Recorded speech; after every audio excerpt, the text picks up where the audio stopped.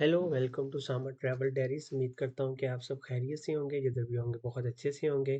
आज की वीडियो एक नई इटली की यूनिवर्सिटी के बारे में है। मुझे कमेंट सेक्शन में काफ़ी ज़्यादा लोगों ने इसके बारे में बोला था कि आप काइंडली इसके बारे में वीडियो बना दें, तो मैंने सोचा जैसा कि इस यूनिवर्सिटी के एडमिशन स्टार्ट हो चुके हैं, तो मैं ज़रूर आप तक वीडियो ये बना के शेयर कर दूँ। तो वीडियो को स्टार्ट करने से पहले मुझे बिल्कुल इसी यूनिवर्सिटी की तरह जीकेएस स्कॉलरशिप के बारे में काफ़ी ज़्यादा लोगों ने इनबॉक्स में बोला था, उसके बारे में आके बना दी, तो मैंने इसकी वीडियो आज अपलोड कर दी है। मैंने वीडियो लेट थोड़ी सी अपलोड की है, तो लिहाजा अगर आप लोगों ने नहीं देखी तो आप लोग इसको देख सकते हो। इस वीडियो को देखने के बाद ऑलमोस्ट आप लोगों को सारा तरीकाकार पता चल जाएगा कि आपने अप्लाई कैसे करना है। और इसकी कोई एप्लीकेशन फ़ी नहीं है, कोई आर्ट्स नहीं है, कोई लंबी चौड़ी रिक्वायरमेंट नहीं है। जस्ट आपने फॉर्म फिल करके एम्बेसी या यूनिवर्सिटी को भिजवाने होते हैं। जो भी आप तरीकाकार फॉलो करना चाह रहे हैं, आप वीडियो को देख सकते हैं और इस वीडियो को देखने के बाद आपको सब कुछ समझ आ जाएगा।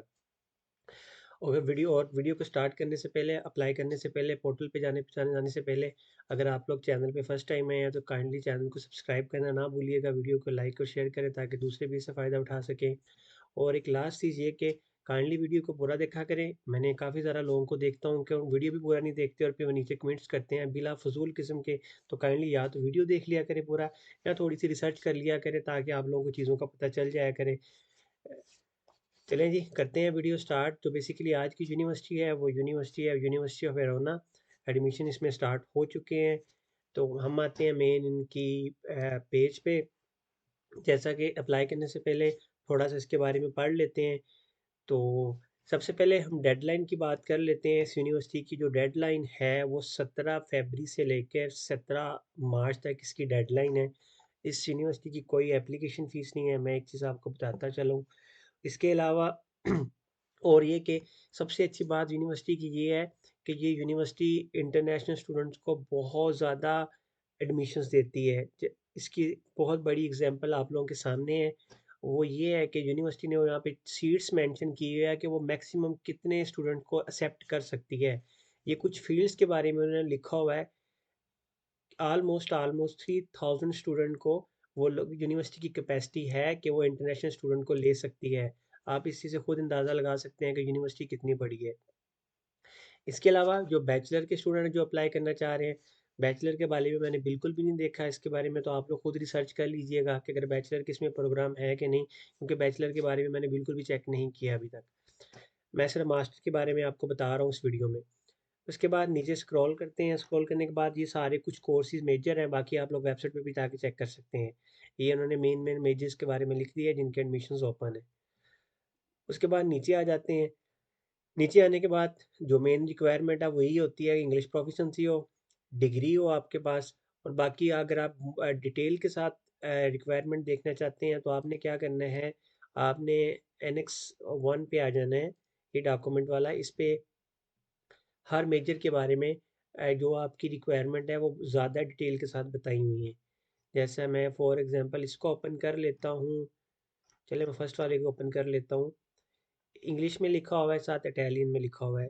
इन्होंने बोला हुआ है कि आपको क्या-क्या चाहिए। एक तो आपका, अगर आप अप्लाई कर रहे हैं तो आपको डिग्री स्टेट से पहले मिल जानी चाहिए। अगर आप मास्टर के लिए अप्लाई कर रहे हैं, तो जो लोग मुझे ये क्वेश्चन करते हैं कि डिग्री होना ज़रूरी है, आप लोग अप्लाई कर सकते हैं लेकिन आपके पास डिग्री स्टेट तक आपको मिल जानी चाहिए। फिर उसके बाद हर कोर्स की परसेंटेज डिफरेंट है।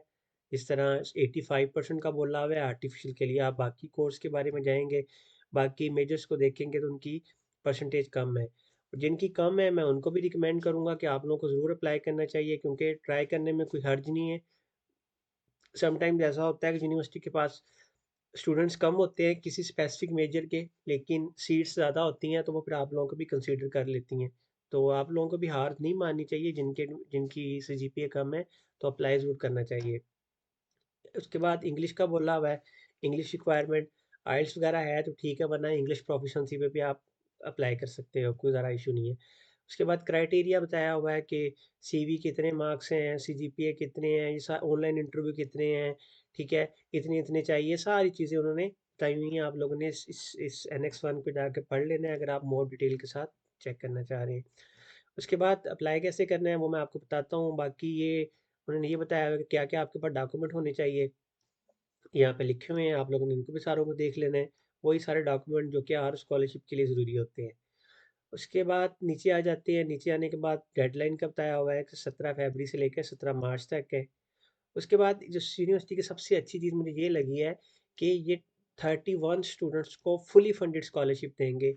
नीड बेस्ड स्कॉलरशिप तो आपको मिलेगी मिलेगी, ये यूनिवर्सिटी भी आपको स्कॉलरशिप देती होती है, जैसे मेरिट बेस्ड स्कॉलरशिप होती है। इस तरह यूनिवर्सिटी हर मेजर के टॉप 3 to 5 स्टूडेंट्स को स्कॉलरशिप देगी। वो डिपेंड करता है आप किस मेजर में अप्लाई कर रहे हैं। फॉर एग्जांपल डाटा साइंस में वो कह रहे हैं कि हम टॉप 4 स्टूडेंट्स को देंगे। इनमें क्या क्या देंगे? वो आपको अकोमोडेशन देंगे, ठीक है, 12 मंथ्स के लिए, वो जो कि अगले साल रिन्यू हो जाएगी। उसके बाद ट्यूशन फ़ी भी आपकी एग्जाम्प्ट हो जाएगी, जो थोड़ी बहुत होगी। आपको दिन का खाना भी मिलेगा यूनिवर्सिटी कैंटीन से। ये सारी चीज़ें हैं, वो है टॉप स्टूडेंट्स को यूनिवर्सिटी देगी। आपने इसके बारे में डिटेल के साथ पढ़ना है तो आप इस पीडीएफ में पढ़ सकते हैं स्कॉलरशिप के बाद। उसके बाद नीचे वीज़े का प्रोसेस बताया हुआ है। लिस्ट का बताया है कि इसकी लिस्ट कब पब्लिश होगी। 31 मई को इसकी लिस्ट पब्लिश हो जाएगी, जो स्टूडेंट सेलेक्ट होते हैं, और साथ साथ यूनिवर्सिटी आपको ईमेल करके भी वैसे कंफर्म कर देगी। इनरोलमेंट का बस बताया हुआ है कि लास्ट डेट इनरोलमेंट की क्या है, आपने इनरोलमेंट कैसे करनी है, सारी चीज़ें बताई हुई हैं। आप लोगों ने इसको डिटेल से पढ़ लेना है। और ये पीडीएफ भी अगर आप लोग चाहते हैं तो जैसे मैंने आपको नीचे वेबसाइट का लिंक दे दूंगा, आप उसको जाके पढ़ लीजिएगा। चलें जी, मैं आता हूँ मेन पोर्टल पे। स्कॉलरशिप के बारे में जैसा कि आप सबको पता है कि हर यूनिवर्सिटी की ऑलमोस्ट से मेरिट बेस्ड स्कॉलरशिप होती है, फिर नीड बेस्ड स्कॉलरशिप, जैसे हम रीजनल बेस्ड स्कॉलरशिप कहते हैं, मिनिस्ट्री की स्कॉलरशिप होती है, कुछ यूनिवर्सिटी की अपनी होती है। तो इसलिए मैंने इस वीडियो में आप लोगों को बस ये बताया है कि बाकी आप मज़ीद डिटेल के लिए आप यूनिवर्सिटी की वेबसाइट को एक्सप्लोर कर सकते हैं कि आपने किस में अप्लाई करना है, कौन सी स्कॉलरशिप पे आप लोग अप्लाई और एक्स्ट्रा भी करना चाह रहे हैं। मैं आ गया हूँ पोर्टल पे। पोर्टल पे आने के बाद उन्होंने बोला कि आपको इनमें से मेजर चूज़ करें, मास्टर क्या, डेफिनेटली चलें जी। मैं जैसे आईटी का हूँ, मैं डाटा साइंस या आर्टिफिशियल चूज़ कर लेता हूँ। मैं डाटा साइंस चूज़ करता हूँ। उसके बाद उन्होंने मुझे ये बताया कि कौन कौन से मुझे डॉक्यूमेंट्स चाहिए, कब तक मेरे पास डिग्री होनी चाहिए, वही चीज़ें जो पीछे मैं आपको बता चुका हूँ। सीजीपीए के बारे में बताया हुआ है, सारा कुछ आपने देख लेना है। एक चीज़ ये है कि जब आपको कोई मसला आता होता है तो काइंडली पहले थोड़ा सा खुद रिसर्च कर लिया करें, या आप यूनिवर्सिटी को डायरेक्ट उसके एडमिनिस्ट्रेशन को मेल किया करें। मैं भी आप लोगों के बिहाफ पे करता हूँ। मुझे इस चीज़ का ज़्यादा इन्फॉर्मेशन नहीं होती। फॉर एग्जांपल अगर इसका पोर्टल नहीं चल रहा तो मैं या यूनिवर्सिटी को कॉल करता हूँ इनके एडमिनिस्ट्रेशन को, या मैं उनको मेल करके पूछता हूँ कि हमें ये मसला आ रहा है मुझे, तो मुझे काइंडली गाइड कर दें कि क्या इशू आता है, जैसे कि तो मुझे यूनिवर्सिटीज़ के बारे में बता देती है। तो आप लोग ये चीज़ खुद भी कर सकते हैं। अगर पाकिस्तान इंडिया से आपको कॉल में मसला आता है तो आप सिंपल इनके एडमिनिस्ट्रेशन को मेल करें, वो आपको एडमिनिस्ट्रेशन ज़्यादा अच्छे से गाइड कर सकती है। उसके बाद मैं आता हूँ जी प्रोग्राम पे, मैं अप्लाई करता हूँ। अप्लाई करने के बाद मैं आता हूँ यहाँ पे अपनी ईमेल वगैरह पुट करता हूँ। चले जी, मैं यहाँ पे अपना मैं अभी पाकिस्तानी कोई नंबर डाल देता हूँ। चले, मैंने कोई नंबर डाल दिया है। उसके बाद मैं यहाँ पे पासवर्ड डालता हूँ अपना।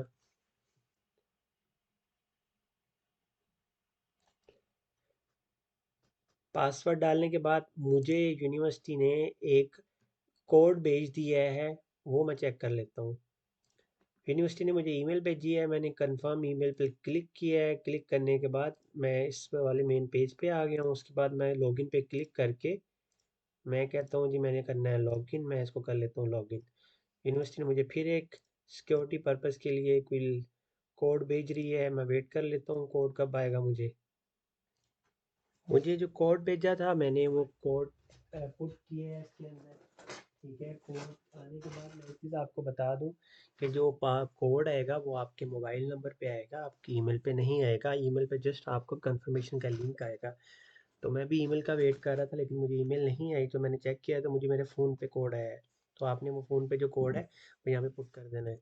उसके बाद मैं सिंपल यहाँ पे अपनी डिटेल पुट कर देता हूँ।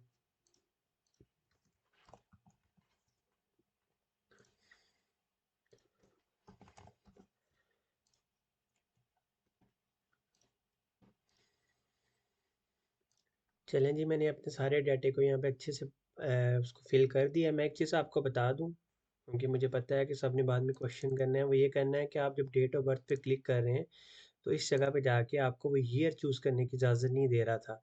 वो मैक्सिमम 2015 तक का कह रहा था। तो मैंने इसको एडिट किया है। मैंने सिंपल इसको डेट ऑफ बर्थ को यहाँ से सिलेक्ट करके उसको टाइप कर दिया कि क्या थी, वरना वो यहाँ पे 2015 आ रहा था और मुझे इस वाली जगह से वो चूज़ करने का ऑप्शन ही नहीं दे रहा था। तो आप लोग का अगर ये मसला है तो यहाँ पे आपने लिख लेना है उसको इस तरह चूज़ करके, जो भी आपकी डेट ऑफ बर्थ है उस हिसाब से लिख लेना है। बाकी चीज़ें जो है मैंने वो फिल करके मैं उसको नेक्स्ट कर देता हूँ।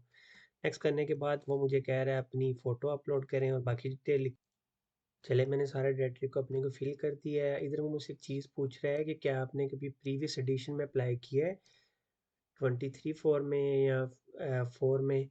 तो अगर आपने किया है तो उसको चूज़ कर लें, इसको सिलेक्ट चेक मार्क कर लेना, चेक बॉक्स कर लेना, नहीं तो आपको खाली छोड़ देनी चाहिए। आपने अपनी जूम की या स्काइप की आईडी लिखनी है, लिखने के बाद इसको ओके कर देना है, फ़ोटो अपलोड करनी है। मैंने ये दोनों चीज़ें कर दी हैं। उसके बाद मुझे अपनी यहाँ पे यूनिवर्सिटी का ऑफिशियल लिंक देना है उनको, तो मैं एक दे देता हूँ जी। मैं अपनी यूनिवर्सिटी का ऑफिशियल लिंक दे देता हूँ जहाँ से मैंने बैचलर किया था, मैंने दे दिया। उसके बाद कह रहे हैं अपनी यूनिवर्सिटी का नेम लिखें यहाँ पे आप। तो मैं अपनी यूनिवर्सिटी का नेम यहाँ से उठा लेता हूँ, कॉपी करके यहाँ पे वो टाइप कर देता हूँ। उसके बाद मैं इसको नेक्स्ट कर देता हूँ। नेक्स्ट करने के बाद वो मुझे कह रहा है अपने पासपोर्ट को, अपनी इमेज को अपलोड करना है। चलें जी, मैं अपना पासपोर्ट अपलोड कर देता हूँ। आपको इशू कब हुआ था, तो वो मैं फ़िलहाल कोई रैंडम डेट को डाल देता हूँ। चलें जी, इसको डालते एक्सपायर कब होना है।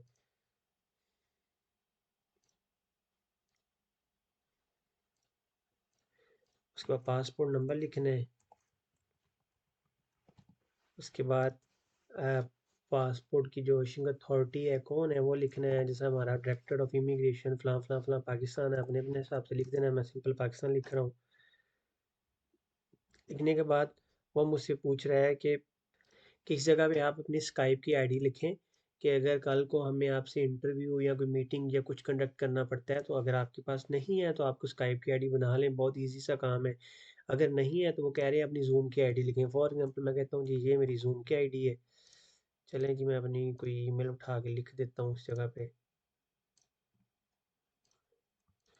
चलिए मैं अपनी ईमेल लिख दी है मैंने, यहाँ पे मैं ये लिख दी ईमेल, मेरी ज़ूम की आईडी है फॉर एग्जांपल।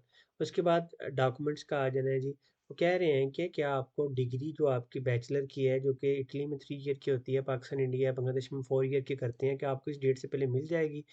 ठीक है, और किस में आपको मिल, अगर मिल गई है तो किस में आप अप्लाई करना कि में मिली है। तो मैं कहता हूँ मुझे कंप्यूटर साइंस में थी, मेरी हुई थी। ठीक है। उसके बाद पूछ रहे हैं कि आपकी डिग्री पे जो एग्जैक्ट टाइटल है डिग्री का वो क्या था। मैं कह देता हूँ जी चलें जी,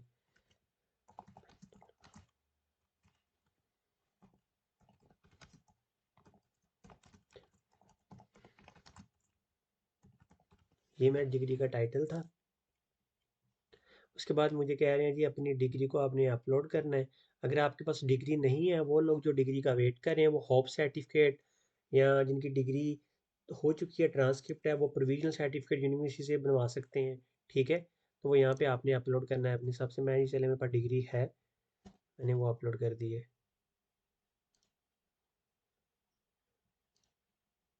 करने के बाद वो मुझे कह रहा है अपनी ट्रांसक्रिप्ट अपलोड करें। चलें जी, मैं अपनी ट्रांसक्रिप्ट भी अपलोड कर देता हूँ। मैंने वो भी अपलोड कर दी है, यहाँ पे अपनी ट्रांसक्रिप्ट भी कर दी है। नेक्स्ट करने के बाद वो मुझे कह रहा है अपनी सीवी अपलोड करें। सीवी मेरे पास यहाँ पे होगी मेरी सीवी। चलें जी, ये मेरी एक सीवी पड़ी हुई है, आपने इसको नाम चाम चेंज कर लेना, पीएचडी नहीं लिखना। वो तो मेरी सीवी ऐसी थी तो मैंने इसलिए वो अभी फ़िलहाल के लिए वैसे डाल रहा हूँ। उसके बाद वो कह रहा है अगर आपके पास कोई रेलिवेंट एजुकेशनल डॉक्यूमेंट हैं आप वो डाल दें। चलें, आपके आपके पास मैट्रिक एफएससी के या कोई आपने डिप्लोमा ऐसा किया हुआ तो उसके आपने डाल दे देते हैं। अपने केस में चले मैं अपना मास्टर का डाल देता हूँ, जैसे मेरे पास ऑलरेडी मास्टर है। आपने के पास तो नहीं होगा तो इसलिए आप अपने हिसाब से यहाँ पे इंटरमीडिएट की डाल दें, साथ उसको बैचलर को उसको सॉरी आप जो मैट्रिक है उसकी डिग्रीज को हमने मर्ज करके अपने डाल दें यहाँ पे। उसके बाद स्टेटमेंट ऑफ पर्पस लिखना है, जस्ट लाइक मोटिवेशनल लेटर। चले मैं ये भी चेक कर लेता हूँ, साइट मेरे पास कोई ना कोई पड़ा होगा।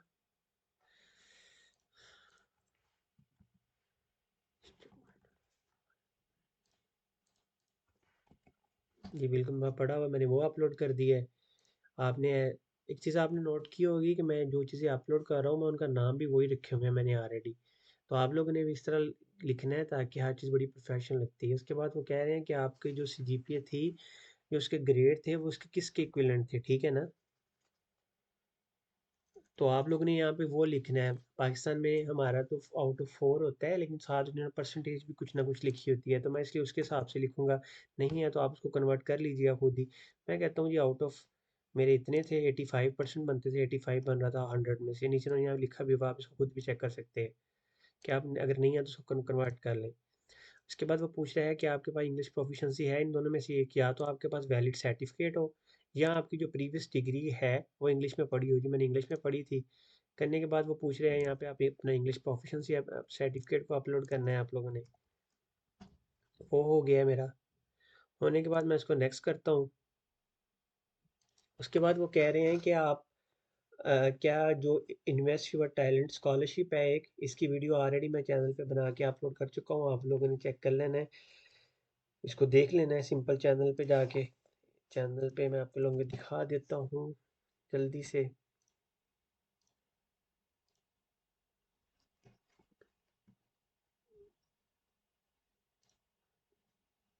वीडियोस पे आना है। वीडियोस पे आने के बाद मैं नीचे दिखा देता हूँ आप लोगों को, ये पड़ी है वीडियो।